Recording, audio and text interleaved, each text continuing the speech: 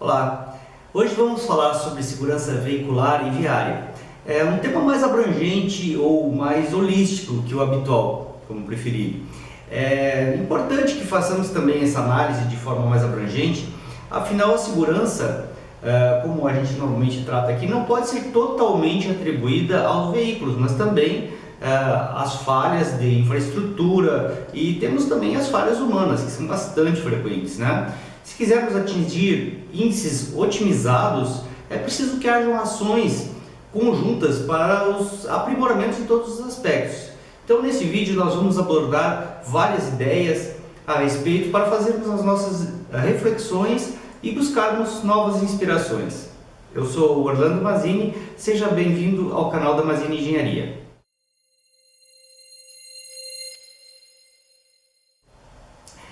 Vejam que falamos aqui muito em veículos muito seguros, mais tecnológicos, enfim, tanto na parte de sua segurança ativa quanto passiva, mas temos que também considerar outros elementos dessa equação que compõem os ambientes ou situações que se apresentam, que por suas características podem induzir a erros de avaliação ou então são lugares que têm problemas de manutenção que podem resultar em acidentes, certo? Lembrando que nosso foco sempre será a redução de índice de ferimentos ou índice de mortes, e sendo que os danos materiais ou a questão da reparabilidade dos veículos fica em um segundo plano, tá bom? Bem, o que queremos dizer com isso? É que as ações conjuntas podem otimizar os índices de segurança do sistema como um todo. Hoje sabemos que vivemos no trânsito uma verdadeira tragédia, com índice de mortes e de feridos que equivalem de uma guerra. Vamos mostrar um bom exemplo de trabalho que foi desenvolvido lá na Suécia, onde eles conseguiram a redução de índices de acidentes, apesar do crescente número de veículos em circulação.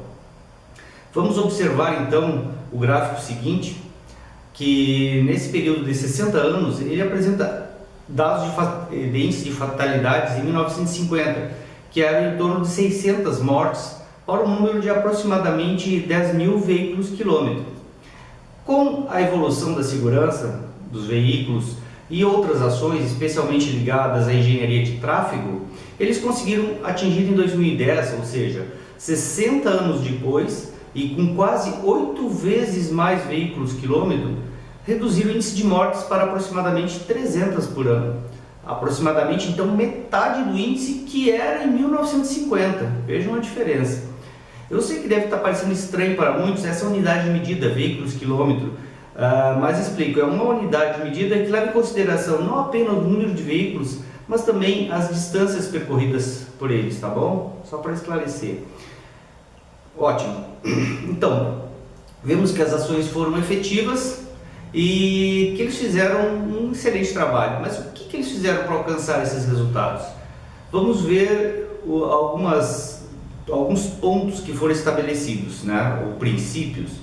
Eles estabeleceram a meta de índice zero em fatalidades e ferimentos graves em acidentes de trânsito. É uma meta a ser atingida, assim como existe metas na indústria de zero defeitos, né, qualidade total, essas coisas. Então eles baseiam-se em princípios de saúde ocupacional e de qualidade total que são aplicados em outras áreas. Observamos que os seres humanos são sempre suscetíveis a falhas, erros de avaliação e que, por outro lado, também existem índices biomecânicos que são conhecidos, né? Tem limites de tolerância que são conhecidos.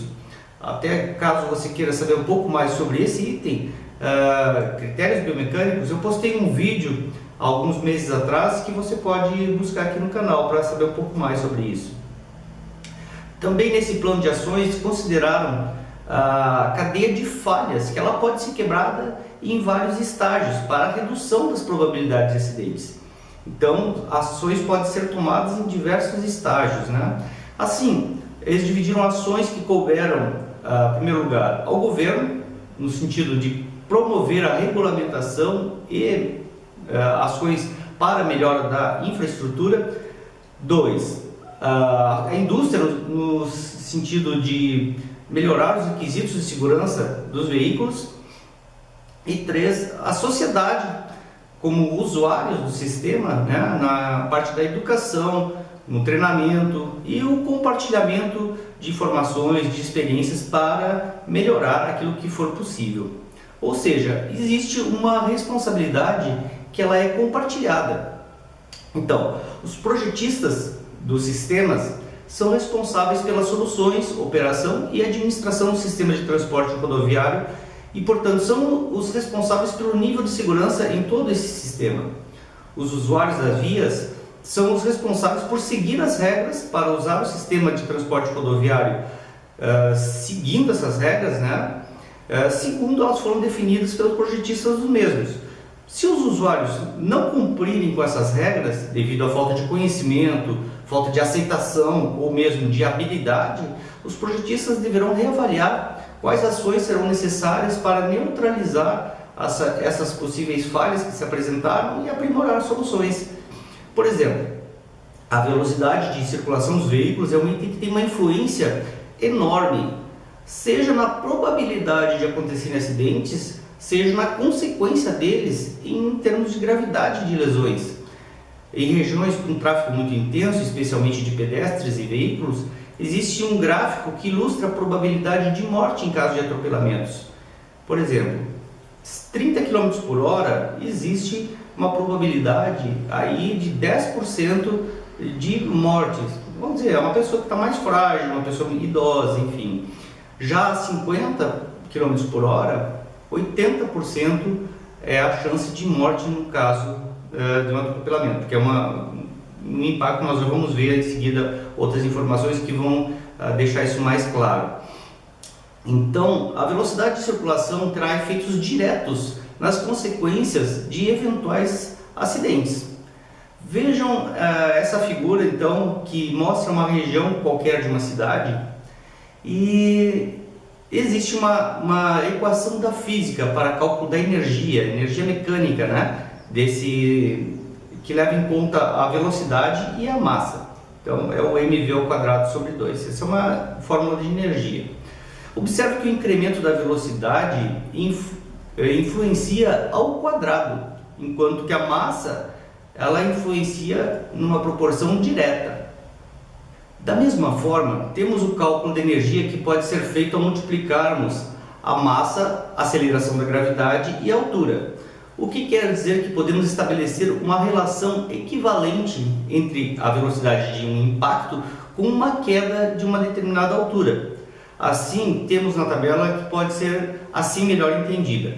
Bom, vejam aí vocês que um atropelamento a uma velocidade de 30 km por hora equivale, em termos de energia, a uma queda de uma altura de 3,5 metros.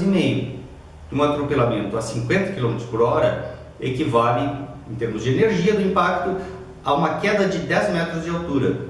Já a 75 km por hora já equivale a 22 metros de altura. Já passa a ser absurdo, né?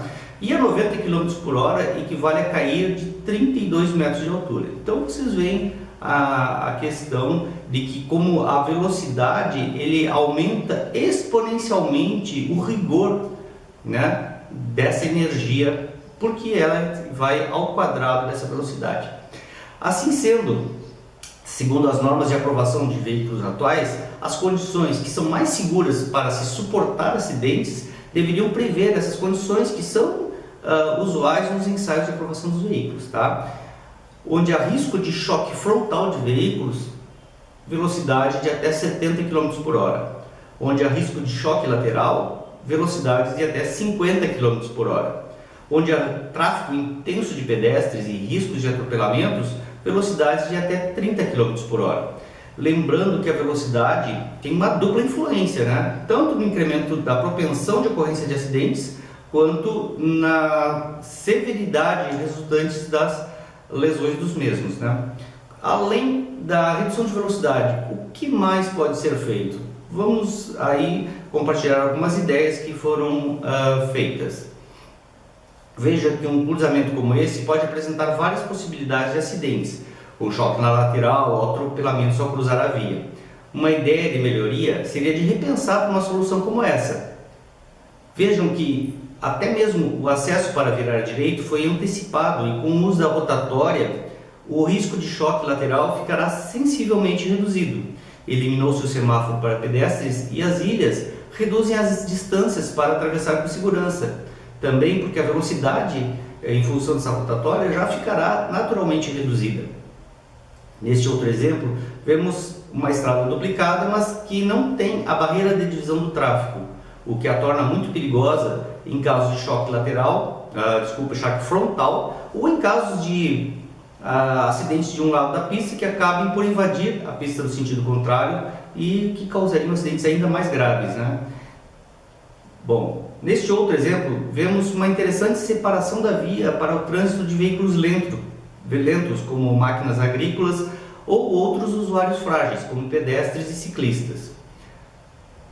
Temos também o uso de ilhas em estradas junto a comunidades rurais, escolas, onde haja o risco ao cruzar. Favorece a redução da velocidade dos veículos e assegura uma melhor condição para os pedestres, especialmente aos idosos e pessoas portadoras de alguma deficiência. Aí nós vemos outro tipo de solução que é usado nas cidades, que são essas ilhas para redução de velocidade. Então, em regiões especialmente residenciais, isso é comum, esse tipo de solução, porque naturalmente fará a redução da velocidade. À direita, nós vemos a solução onde está a rua, né, com os seus pontos de estacionamento, e entre a calçada e a rua temos uma ciclovia e depois a calçada. Então o trânsito está bem segregado, né, bem separado. Outra solução urbana é a separação dos corredores de ônibus, e usando inclusive grades para que as pessoas cruzem num ponto determinado, especialmente junto ao semáforo, e assim nós temos uma condição mais segura, especialmente para o desembarque desses veículos. Bom, as condições para o sucesso são algumas que dependem de um comprometimento, de uma alta qualidade de informações e cooperação entre a engenharia de tráfego, polícia, hospitais, indústria e governos em todos os níveis. Até hospitais, como curiosidade, é o seguinte: às vezes as pessoas não chegam a registrar ocorrência, né, em caso de algum machucado menos severo, mas acabam recorrendo a um hospital para fazer um curativo. Então isso também, lá eles têm adotado isso como um registro de ocorrência, como dados. Outro, coletar e analisar dados de acidentes e de lesões de feridos em todas as suas fontes possíveis. Muitos fóruns nacionais e internacionais para a troca de informações e experiências, assim se aproveita o conhecimento que já foi desenvolvido em outros lugares. A adoção de uma visão ambiciosa e desenvolvimento de uma abordagem de segurança no sistema. A análise de dados para entender os riscos de acidentes e desempenho esperado em termos de segurança desses sistemas. E também da parte, especialmente dos governos, né, os investimentos em segurança rodoviária. Bem, estas eram as informações que tínhamos para hoje. Ficamos à disposição para esclarecer ou agregar alguma coisa a mais que seja no seu interesse, bastando você entrar em contato conosco para nos passar a sua dúvida.